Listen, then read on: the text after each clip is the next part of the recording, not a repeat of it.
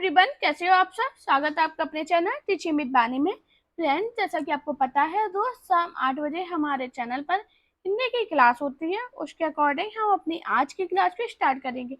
आज की जो हमारी क्लास है वो छायावाद युग से है। तो चलिए वीडियो को स्टार्ट करते हैं। आज का हमारा पहला क्वेश्चन है, कुरुक्षेत्र के प्रथम सर्ग का प्रारंभ किस पंक्ति से होता है? देश की इज्जत बचाने के लिए, ईश जाने देश का लज्जा विषय, वह कौन रोता है वह, तत्व है कि कोई केवल आवरण। आप लोग बताइए इसका राइट आंसर क्या होगा। सबसे पहले तो मुझे ये बताइए, कुरुक्षेत्र रचना किसकी है? हाँ जी, तो आपको याद है ना, जो कुरुक्षेत्र है ये रामधारी सिंह दिनकर कृत रचना है। तो किसकी है? रामधारी सिंह दिनकर की। आपको याद रखना ये दिनकर जी की है। और ये क्या है? तो आपको याद रखना ये जो है ये प्रबंध काव्य है। और जो प्रबंध काव्य का प्रारंभ है वो किससे होता है? वह कौन रोता है वहां। तो इसका राइट आंसर होगा ऑप्शन सी। मैं एक बार फिर से रिपीट कर रही हूँ। कुरुक्षेत्र ये किसकी रचना है? रामधारी सिंह दिनकर कृत कुरुक्षेत्र प्रबंध काव्य का प्रारंभ वह कौन रोता है वहां से हुआ है। तो इसका राइट आंसर क्या होगा? Option C. हमारा नेक्स्ट क्वेश्चन है, कुरुक्षेत्र का मुख्य प्रतिघात क्या है? युद्ध, देशी विरोधी प्रवृत्ति, संसार में शांति, समता और न्याय की प्रतिष्ठा के लिए युद्ध आवश्यक नहीं है, युद्ध सदैव मनुष्य विरोधी होता है, जब तक संसार में सद्भावना, शांति, समता और न्याय की प्रतिष्ठा नहीं होती है तब तक युद्ध अनिवार्य है। तो आप लोग बताइए इसका राइट आंसर क्या होगा। हाँ जी, क्या है इसका राइट आंसर? दोस्तों, आज के जितने भी क्वेश्चन है ये प्रीवियस क्वेश्चन पेपर से ले रहे हैं, तो सभी इंपॉर्टेंट है। आप किसी भी एग्जाम की तैयारी कर रहे हो आपके लिए ये क्लास काफी ज्यादा इंपॉर्टेंट है। बताइए। हाँ जी, तो सबसे पहले मैंने क्या बताया था, कुरुक्षेत्र किसकी रचना है? रामधारी सिंह दिनकर की। अब इसकी सन की बात करें तो कुरुक्षेत्र की सन क्या है? तो इसकी आपको सन याद रखता है। इसकी सन है 1946। मैंने क्या बताया, इसकी सन क्या है? 1946। अब इसमें क्या पूछा गया कि कुरुक्षेत्र का मुख्य प्रतिघात क्या है? तो आपको याद रखना इसका जो प्रतिघात है वो है, जब तक संसार में सद्भावना, शांति, समता और न्याय की प्रतिष्ठा नहीं होती है तब तक युद्ध अनिवार्य है। तो इसका राइट आंसर होगा ऑप्शन डी। ये काफी इंपॉर्टेंट क्वेश्चन है, पेपर में काफी बार ये रिपीट हुआ है। तो आप अपने नोट्स में जरूर लिखना अगर आपको ये क्वेश्चन नहीं पढ़ा है पहले से। तो एक पेपर में क्वेश्चन बना था कि इसकी जो माध्यम से इसकी जो प्रतिस्थापना क्यों की गई थी। तो आपको याद रखना महाभारत कथा के माध्यम से इस संदेश की स्थापना की प्रतिस्थापना की गई। मैंने क्या बताया? महाभारत, आपको लिख लेना है महाभारत। महाभारत कथा के माध्यम से इस संदेश की प्रतिस्थापना की गई है। दोस्तों, अगर आप मेरी वीडियो को पहली बार देख रहे हो तो मेरे चैनल को सब्सक्राइब, वीडियो को लाइक और अपने दोस्तों के साथ वीडियो को शेयर जरूर करना। हमारा नेक्स्ट क्वेश्चन है, रश्मि लोक के रचयिता है माखनलाल चतुर्वेदी, रामधारी सिंह दिनकर, नागार्जुन, हरिवंश राय बच्चन। आप लोग बताइए इसका राइट आंसर क्या होगा। हाँ जी, जल्दी से बताइए मुझे इसका राइट आंसर क्या है। और मुझे कमेंट में ये जरूर बताना आज की क्लास आपको कैसी लगी है, आपका स्कोर क्या रहा है, और अगली जो क्लास आप किस टॉपिक पे चाहते हो मुझे सभी कमेंट करना। हाँ जी, बताइए। तो दोस्तों, आपको याद रखना है जो रश्मि लोक है ये किसकी रचना है? रामधारी सिंह दिनकर की। तो इसका राइट आंसर होगा ऑप्शन बी। अब अगर इसकी सन की बात करें तो इसकी जो रश्मि लोक है इसकी सन क्या है? 1974। दोस्तों, आप सन भी याद रखना क्योंकि पेपर में क्या होता है, कभी कभी क्या होता है, नाम तो देते ही हैं साथ में वो सन भी पूछ लेते हैं। तो आपको सन अगर याद होगी तो आपका क्वेश्चन ज्यादा उम्मीद है कि सही होगा। क्योंकि क्या होता है, एग्जामिनर आज के टाइम पे सभी को रचनाएं याद है, सभी को सब कुछ आता है, लेकिन क्या होता है एग्जामिनर कहीं ना कहीं घुमाता है। वो ऐसे ही खेलता है कि सन दे देगा, कुछ ऐसा दे देगा जिससे आप कंफ्यूजन में आ जाओ। अब एक रामधारी सिंह दिनकर की बहुत इंपॉर्टेंट रचना है जो पेपर में बहुत पूछी जाती है, वो है बापू। ये काफी पूछी गई है। अब वो हुंकार रेणुका ये नहीं पूछता, अब ये पूछता है बापू किसकी रचना है। अब आपने हुंकार और रेणुका ये सब पढ़ी रखी है, तो वो एग्जामिनर अब थोड़ा सिलेबस वही है, बस क्वेश्चन पूछने का तरीका चेंज कर दिया। अब क्या, एक संचिता, ये भी पूछी गई है कि संचिता किसकी रचना है, तो आपको याद रखना ये है रामधारी सिंह दिनकर की। एक इनकी पूछी जाती है सपनों का धुआं, आप लिख लेना अपने नोट्स में कौन कौन सी है। सपनों का धुआं, एक ही को है सपनों का धुआं, ये काफी इंपॉर्टेंट रचनाएं, ये समझ लीजिए इतने इंपॉर्टेंट है, पेपर में पूछी जाती है। अगर आपने अभी फिलहाल में कोई एग्जाम दिया होगा तो आपने ये रचनाएं जरूर देखी होंगी, पेपर में पूछी गई है। मैंने क्या बताया, रश्मि लोक के रचयिता रामधारी सिंह दिनकर है। अगर रश्मि लोक की सन की बात करें तो इसकी सन है 1974। अगर रचनाओं की रामधारी दिनकर के अन्य काव्य ग्रंथ की बात करें तो एक संचिता, बापू और सपनों का धुआं, जो मोस्ट इम्पोर्टेंट है, पेपर में पूछी ही गई है ये। हमारा नेक्स्ट क्वेश्चन है, दिनकर की किस कृति का कथानक कर रहे हैं? कुरुक्षेत्र, रश्मि रथी, परशुराम की प्रतीक्षा, उर्वशी। आप लोग बताइए इसका राइट आंसर क्या होगा? दिनकर की किस कृति का कथानक कर रहे हैं? हाँ जी, जल्दी से बताइए इसका राइट आंसर क्या होगा?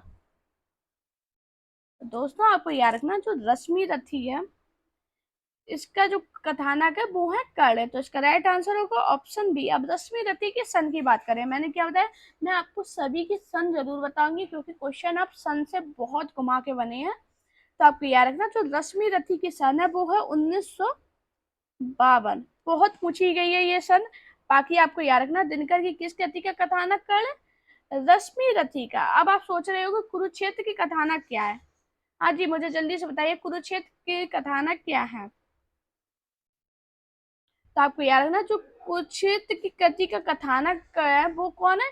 युधिष्ठिर। कौन है? युधिष्ठिर। आपको याद रखना, युधिष्ठिर बहुत पूछा गया ये।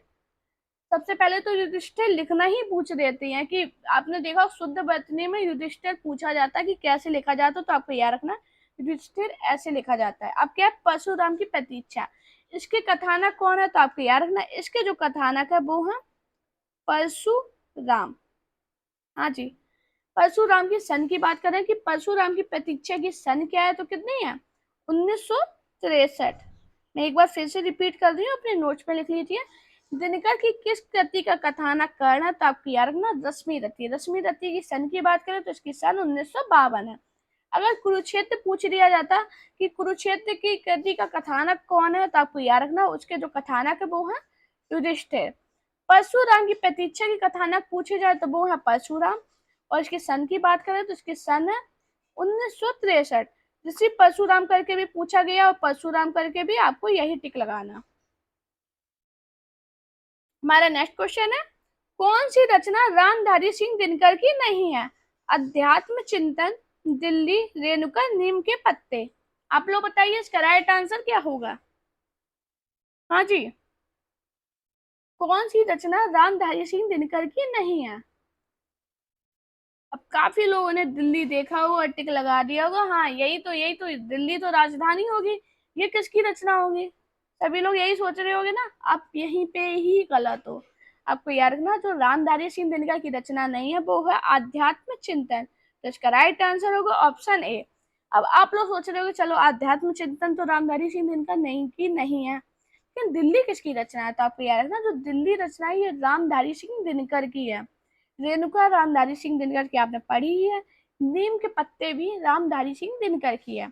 अब इनकी सन की बात करें तो दिल्ली की सन क्या है? 1954। रेणुका की सन क्या है? 1935। और नीम के पत्ते की सन क्या है, जल्दी से बताइए? इसकी सन है 1951। हाँ जी, काफी लोगों ने टिक लगाएगा, मैं 100% बता सकती हूँ। ज्यादा लोगों ने 50%, जितने लोग क्लास देख रहे हो आप लोग, 50% लोगों ने दिल्ली लगाया होगा। दिल्ली राजधानी है, यही है, रामधारी सिंह दिनकर की नहीं है। बस यहीं पे ही गलत हो जाते हो आप लोग। थोड़ा अगर आपने डीप में पढ़ा होगा तो आपको खुद पता होगा किसकी कौन सी रचना नहीं है।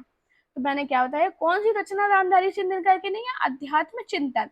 बाकी दिल्ली, रेणुका, नीम के पत्ते ये रामधारी सिंह दिनकर की रचनाएं हैं। हमारा नेक्स्ट क्वेश्चन है, रामधारी सिंह दिनकर की किस कृति को आधुनिक युग की गीता कहा गया? रेणुका, कुरुक्षेत्र, हुंकार या उर्वशी। जल्दी से बताइए इसका राइट आंसर क्या होगा? रामधारी सिंह दिनकर ऐसे हैं, इनसे बहुत क्वेश्चन बनते हैं, छायावादी से क्वेश्चन बनते हैं, तो रामधारी सिंह दिनकर जरूर पूछे जाते हैं। हाँ जी, बताइए इसका राइट आंसर क्या होगा। आप सभी से रिक्वेस्ट करूंगी, प्लीज मुझे कमेंट में जरूर बताना आज की क्लास कैसी लगी है, और बाकी आप किस टॉपिक पे क्लास चाहते हो, और प्लीज अपने दोस्तों से शेयर करना, लाइक करना और सब्सक्राइब करना। रामधारी सिंह दिनकर की किस कृति को आधुनिक युग की गीता कहा गया। मोस्ट इंपॉर्टेंट क्वेश्चन है, तो आपको याद रखना, जो रामधारी सिंह दिनकर की कुरुक्षेत्र रचना है, इसे आधुनिक युग की गीता कहा गया। तो इसका राइट आंसर होगा ऑप्शन बी। ये बहुत इंपॉर्टेंट रचना है, इनकी बहुत पूछी जाती है, बहुत फेमस, ये इनकी फेमस रामधारी सिंह दिनकर की कुरुक्षेत्र फेमस कृति, आपको याद रखना, बहुत इंपॉर्टेंट है, बहुत पूछी जाती है। हमारा नेक्स्ट क्वेश्चन है, निम्नलिखित में से दिनकर की काव्य रचना नहीं है। ओंकार, उर्वशी, कुरुक्षेत्र या त्रिधारा। आप लोग बताइए इसका राइट आंसर क्या होगा। हाँ जी, बताइए कौन सी रचना रामधारी सिंह दिनकर की नहीं है। तो दोस्तों आपको याद रखना, जो त्रिधारा है ये रामधारी सिंह दिनकर की रचना नहीं है, तो इसका राइट आंसर होगा ऑप्शन डी। बाकी ओंकार, उर्वशी, कुरुक्षेत्र ये तीनों रचना किसकी है, दिनकर जी की। किसकी है, दिनकर जी की हैं। अब आप लोग सोच रहे हो कि त्रिधारा किसकी रचना है, तो आपको याद रखना, ये जो त्रिधारा रचना है ये किसकी है, सुभद्रा कुमारी चौहान की। किसकी है, सुभद्रा कुमारी चौहान की। ये बहुत इंपॉर्टेंट रचना है इनकी, सुभद्रा कुमारी चौहान की काफी बार पूछी गई है कि त्रिधारा किसकी रचना है, तो आपको याद रखना ये सुभद्रा कुमारी चौहान की है, ये भाई सुभद्रा कुमारी चौहान की है। बाकी हुंकार, उर्वशी और कुरुक्षेत्र किसकी रचना, दिनकर जी की। हमारा नेक्स्ट क्वेश्चन है, अध्याय का कवि किसे कहा गया, दिनकर, अज्ञे, त्रिलोचन या गिरिजा कुमार माथुर। बताइए जल्दी से इसका राइट आंसर क्या होगा।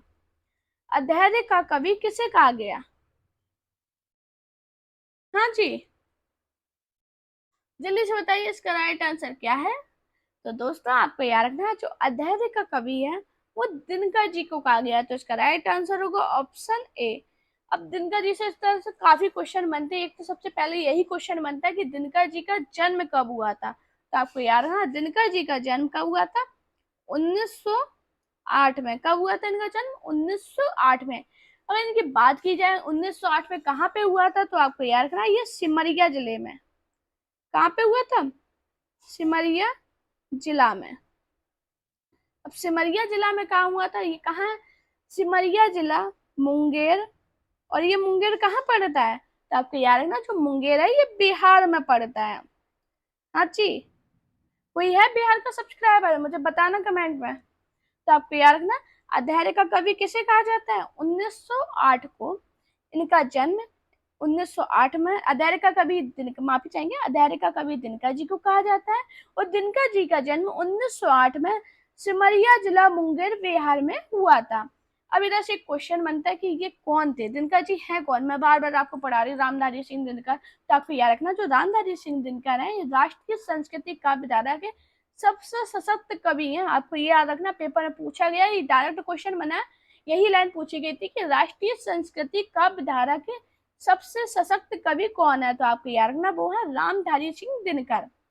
इन्हें अध्याय का कवि कहा जाता है। हमारा नेक्स्ट क्वेश्चन है, रामधारी सिंह दिनकर की काव्य कृति कौन सी है, लोकायतन, आर्यवर्त, कुरुक्षेत्र या उन्मुक्त। आप लोग बताइए इसका राइट आंसर क्या होगा।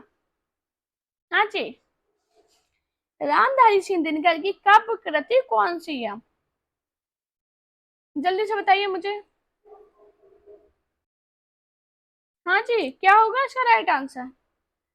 तो दोस्तों आपको याद रखना, रामधारी सिंह दिनकर की काव्य कृति कौन सी है, कुरुक्षेत्र। अभी बार बहुत बार मैं पढ़ा चुकी हूँ, कुरुक्षेत्र बार बार नाम आ रहा है, ये समझ लीजिए इनकी बहुत फेमस कृति है। जाने कितने एग्जाम में डायरेक्ट ही पूछ देते हैं कुरुक्षेत्र किसकी रचना है, रामधारी सिंह दिनकर की सन पूछ देते हैं। तो आपको याद रखना, कभी कभी रामधारी सिंह दिनकर ना देखे दिनकर भी लिखा हो तो आपको वही याद रखना है। बाकी एक क्वेश्चन बनता है कि मैंने आपको क्या बताया था कि रामधारी सिंह दिनकर को अध्याय का कवि कहते हैं। इसके साथ एक क्वेश्चन और बनता है, समय सूर्य, समय सूर्य भी कहते हैं, क्या बोलते हैं ना, समय सूर्य भी। जहाँ पे आपने लिखा है कि रामधारी सिंह दिनकर को अधैर्य का कवि कहा जाता है, उधर ये भी लिख लेना कि अधैर्य समय सूर भी बोलते हैं, समय सूर और अधैर्य का कवि दोनों कहा जाता है। आपको ये याद रखना, पेपर में पूछा गया समय सूर्य करके भी, तो आपको याद रखना है। हमारा नेक्स्ट क्वेश्चन है, उर्वशी किसके द्वारा रचित है? रामधारी सिंह दिनकर, महादेवी वर्मा, सूर्यकांत त्रिपाठी निराला या सुमित्रा नंदन पंत? जल्दी से बताइए, इसका राइट आंसर क्या होगा? उर्वशी किसके द्वारा रचित है? तो दोस्तों आपको याद रखना, जो उर्वशी है ये रामधारी सिंह दिनकर द्वारा रचित है। काफी लोगों को पता होगा, समझ रहे हो? इतने क्वेश्चन अगर पेपर में टफ क्वेश्चन बनते हैं तो इजी भी बनते हैं, लेकिन हम लोगों का फोकस टफ की तरफ होता है और हम इजी को गलत कर जाते हैं। तो आप कभी ऐसा मत कीजिए कि पेपर में एक आध क्वेश्चन के पीछे दिमाग खराब कर रहे हो। जो आता है पहले वो कीजिए, बाद में जो नहीं आता उसमें तो आप तुक्का मारोगे ही, लेकिन आपको जो आता है उसे टाइम दीजिए, उसे समझिए। अब क्या होता है कि पेपर में ये क्वेश्चन बना था, लेकिन उसके साथ काफी कठिन भी क्वेश्चन आए होंगे, तो क्या होता है कि इजी क्वेश्चन हम छोड़ देते हैं और टफ के पीछे दिमाग खराब कर लेते हैं। हमारा नेक्स्ट क्वेश्चन है, रामधारी सिंह दिनकर को ज्ञानपीठ पुरस्कार किस रचना पर दिया गया? उर्वशी, कुरुक्षेत्र, रेणुका या हुंकार? आप लोग बताइए, इसका राइट आंसर क्या होगा? हाँ जी, जल्दी से बताइए, इसका राइट आंसर क्या है? रामधारी सिंह दिनकर को ज्ञानपीठ पुरस्कार किस रचना पर दिया गया था? तो दोस्तों आपको याद रखना, उर्वशी के लिए रामधारी सिंह दिनकर को ज्ञानपीठ पुरस्कार मिला था। अब एक पेपर में तो डायरेक्ट ऐसे बना था, तो आपको याद होगा उर्वशी। अब इसकी एक पेपर में सन पूछी गई थी कि किस सन में मिला था उर्वशी के लिए पुरस्कार, तो आपको याद रखना वो मिला था 1972 में। मैं आपको ज्यादातर प्रीवियस पेपर इसलिए कराती हूँ, प्रीवियस से ये होता है कि आपने प्रीवियस भी लगाए, आपका सिलेबस भी पढ़ रहे हो, तो आपके लिए बहुत ज्यादा फायदा होता है, बजाय आप फालतू के मॉक टेस्ट लगा रहे हो जो पेपर में पूछे ही नहीं जाएंगे। पेपर में जो क्वेश्चन बनते हैं मैं वो कराती हूँ। आप लोग बोलते हैं मैम लेवल बढ़ाइए, मैं लेवल बढ़ाऊंगी, लेकिन आप ये भी तो सोचिए, जिस टॉपिक से जैसा क्वेश्चन बनेगा वही तो मैं पढ़ाऊंगी ना आपको। तो आप ये समझिए, टफ आते हैं तो इजी भी आते हैं, आप दोनों को बैलेंस करके चलिए। आप एक आध क्वेश्चन के पीछे मत भागिए, अब जो क्वेश्चन आते हैं वो समझिए। रामधारी सिंह दिनकर को ज्ञानपीठ पुरस्कार उर्वशी के लिए 1972 में मिला था। हमारा नेक्स्ट क्वेश्चन है, दिनकर का काव्य नहीं है? उर्वशी, हुंकार, जयद्रथ बध और रेणुका? जल्दी से बताइए, इसका राइट आंसर क्या होगा? दिनकर का कौन सा काव्य नहीं है? हाँ जी, जल्दी से बताइए। तो दोस्तों आपको याद रखना, जो जयद्रथ वध है ये दिनकर का काव्य नहीं है। आप लोग सोच रहे हो ये दिनकर का नहीं है तो किसका है, तो आपको याद रखना ये जो काव्य है वो किसका है, किसका है? जल्दी से बताइए। मैथिली शरण गुप्त का। थोड़ी राइटिंग में प्रॉब्लम होती है तो प्लीज एडजस्ट कर लिया कीजिए आप लोग। मैथिली शरण गुप्त। और ये क्या है मैथिली शरण गुप्त का, तो आपको याद रखना ये मैथिली शरण गुप्त द्वारा रचित एक खंड काव्य है, जिसका प्रकाशन कब हुआ था? 1910 में। और ये किस पे आधारित है, तो आपको याद रखना ये हरि गीत का छंद द्वारा रचित है। कौन सा छंद है इसमें? हरि गीत का। आपको ये भी याद रखना, पेपर में पूछा गया इसलिए मैं आपको बता रही हूँ इधर पे। मैंने क्या बताया, दिनकर का काव्य कौन सा नहीं है? जयद्रथ वध है। अब जयद्रथ वध है वो मैथिली शरण गुप्त का खंड काव्य है, जिसकी सन 1910 है और ये हरि गीत का छंद में रचित है। हमारा नेक्स्ट क्वेश्चन है, दिनकर की काव्य कृति रश्मि रथी में रश्मि रथी कौन है? कृष्ण, कर्ण, पुरुरुवा, परशुराम? आप लोग बताइए, इसका राइट आंसर क्या होगा? हाँ जी, आज के जितने भी क्वेश्चन है वो किसी एक एग्जाम में नहीं, दो दो तीन तीन एग्जाम में पूछे गए हैं, कुछ एग्जाम में रिपीट हुए हैं, तो बहुत इंपॉर्टेंट है। दिनकर की काव्य कृति रश्मि रथी में रश्मि रथी कौन है? तो आपको याद रखना, जो दिनकर की जो रश्मि रथी में जो रश्मि रथी है वो है कर्ण। बहुत इंपॉर्टेंट क्वेश्चन है, ये पेपर में पूछा गया। और आपको याद रखना ये जो है ये खंड काव्य है। आप मैंने क्या बताया, रामधारी सिंह दिनकर की कृति रश्मि रथी में रश्मि रथी कर्ण है, यह दिनकर का खंड काव्य है। क्या है? खंड काव्य। जब मैं आपको पढ़ाती हूँ अपनी कॉपी लेकर जरूर बैठा कीजिए, और जो मैं अलग से पॉइंट बताती हूँ ये जरूर लिखा कीजिए, पेपर में पूछे जाते हैं। तब आप इधर उधर पेज पलटते हो, लेकिन अगर नोट्स डायरेक्ट बनाते चले क्योंकि तो काफी ज्यादा आपको इम्पोर्टेंट लगेंगे जब एग्जाम की तैयारी करोगे, एग्जाम दो देने जा रहे होगे, तब आपको कुछ कॉपियां नहीं दिखती, कुछ बुक नहीं, आपने चाहे जितने अच्छे टीचर से पढ़ाओ, फिर आपको यही लगता है कहीं शॉर्ट में मिल जाए और मुझे एक ही बार में सब कुछ सब मिल जाए।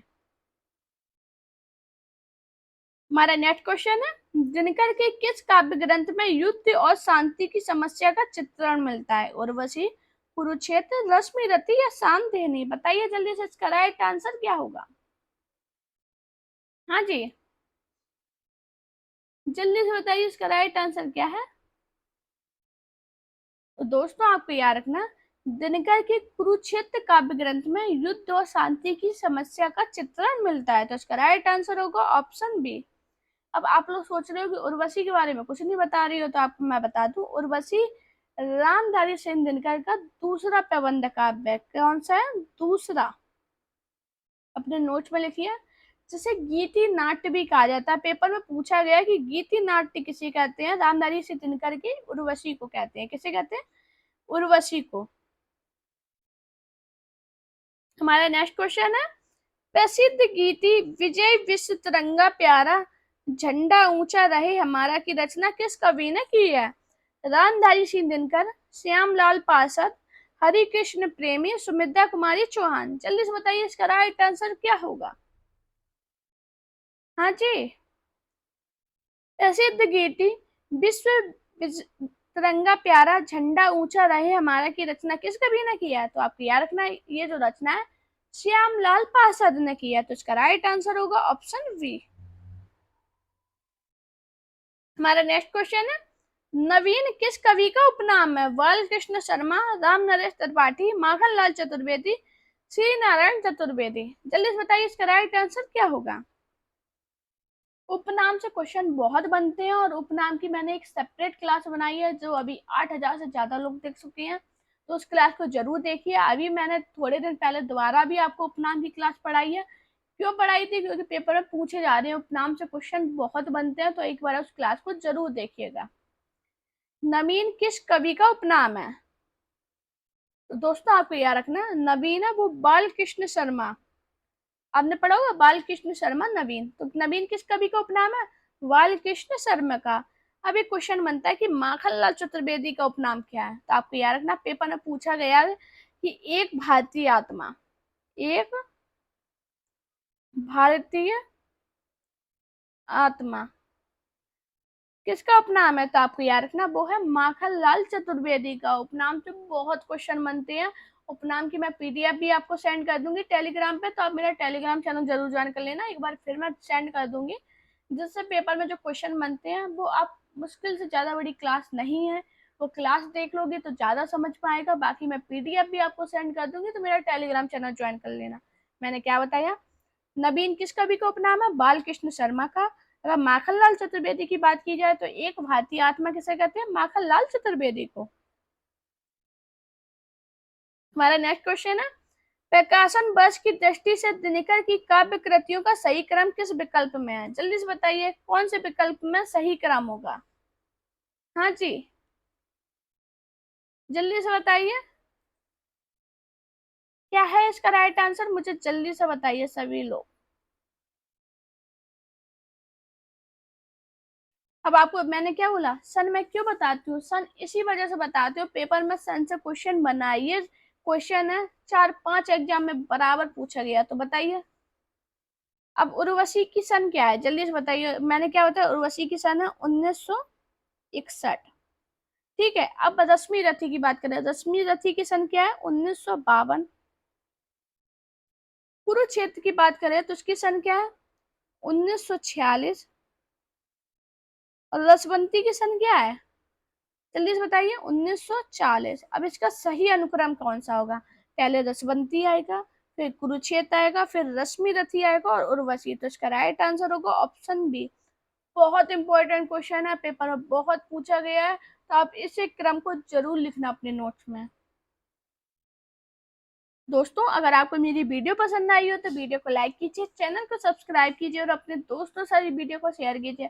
साथ में मेरा टेलीग्राम अकाउंट टीचिंग विद बानी और मेरा इंस्टाग्राम अकाउंट बानी शर्मा ऑफिशियल पे मुझे फॉलो कीजिए। अपना प्यार और सपोर्ट चैनल पे चिपकर बनाए रखिए। Thank you guys watching this video.